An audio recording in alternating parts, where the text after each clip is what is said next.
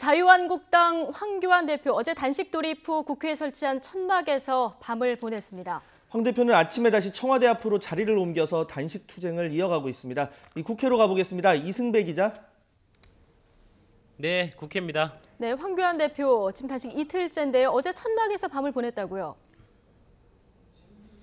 네, 그렇습니다. 천막은 국회 본청 앞에 있는 계단 아래에 마련이 됐습니다. 원래는 청와대 앞에 설치하려고 했는데 경호 등 여러 문제가 있어서 부랴부랴 장소를 국회로 바꿨습니다. 어제 기온이 영하로 떨어지면서 상당히 추웠는데요. 황 대표는 외투와 모자를 쓰고 천막에서 밤을 보냈습니다.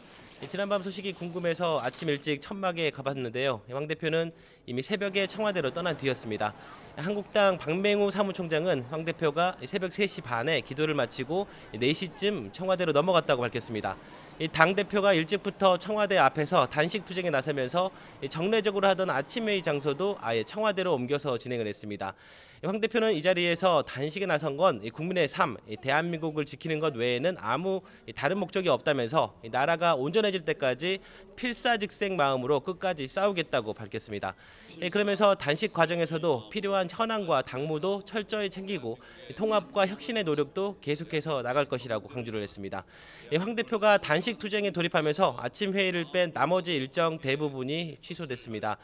문희상 국회의장과 여야 5당 대표들이 만나는 정치협상회의가 오늘 오후 2시에 열릴 예정인데 황 대표는 참석하지 않을 것으로 전망이 되고 있습니다. 네, 이런 황 대표의 단식이 각 당에서 보는 시선이 아주 호의적이지만은 또 않은 것 같은데 오늘 아침 회의에서 이와 관련한 발언이 있었습니까? 네, 여러 발언들이 나왔는데요. 한국당을 뺀 여야 정치권이 모두 한 목소리로 황 대표의 단식에 냉담한 반응입니다. 더불어민주당 이원욱 원내 수석 부대표는 오늘 아침 정책조정회의에서 예산도 입법도 발목을 잡는 상황에서 황 대표가 난데없는 단식 투쟁에 들어갔다면서 국민을 위한 생각이 태클만큼이라도 있다면 국회부터 정상화하라고 목소리를 높였습니다. 바른미래당 강신업 대변인도 YTN과의 통화에서 단식 장소를 청와대와 국회로 급히 바꾸면서 우왕좌왕하는 모습을 보면 준비도 안 됐고 목적도 의심된다면서 단식을 빨리 중단하고 국회법과 절차에 따라서 현안부터 해결하라고 촉구했습니다. 민주평화당 정동영 대표 역시 과거 역대 야당 지도자들의 목숨을 건 투쟁은 민주주의와 개혁을 위한 투쟁이었지만 황 대표는 잘못된 전선에 몸을 던졌다고 꼬집었습니다. 대한신당도 거대 야당 대표의 뜬금없는 행동으로 가뜩이나 힘든 시기에 국민 마음에 구멍을 뚫는 행동을 더는 하지 말라면서 사퇴가 답이라고 일갈했습니다.